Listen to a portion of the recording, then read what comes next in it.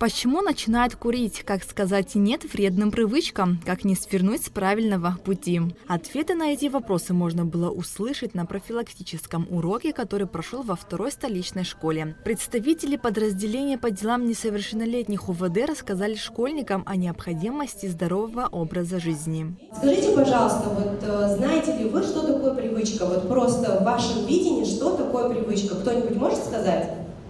Давайте. Что такое привычка просто? Что это? В вашем видении, как вы это видите? То, что мы неосознанно повторяем раз за разом. Все верно. Главной темой урока стали наркомания, алкоголизм и курение. Охватили также тему абсура.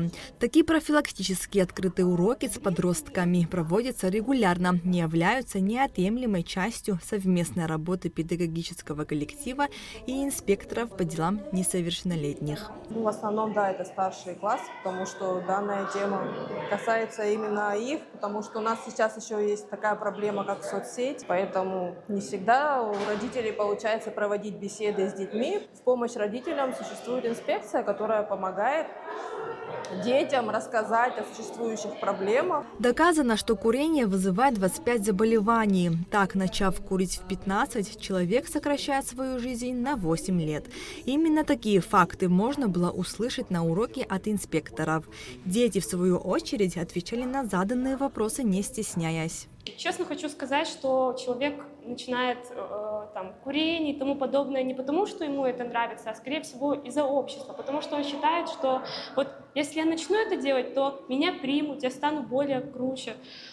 Думает, что благодаря этому он может стать взрослее. Но для меня кажется, взрослость приходит, когда ты можешь говорить «нет» и ставить себя превыше всего этого. Лекция очень понравилась, я узнала много нового, я узнала, что курение и алкоголь вредят не только здоровью, но и твоему будущему. Молодежи советую слушать себя и выбирать хорошие компании, которые тебя не подталкивают к плохому, а наоборот поддерживают и помогают. Сейчас мне очень понравилось, я очень много узнал.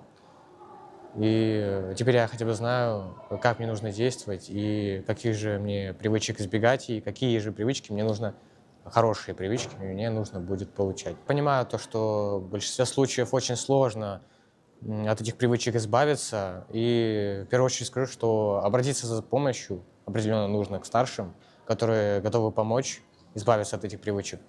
И ни в коем случае не надо бояться, стремиться к тому, чтобы этих привычек больше не было. Подобные уроки набирают популярность среди подростков, отмечают инспекторы. Заинтересованных становится все больше и больше. Налач Хинджери, Алексей Агухава, Абхазское телевидение.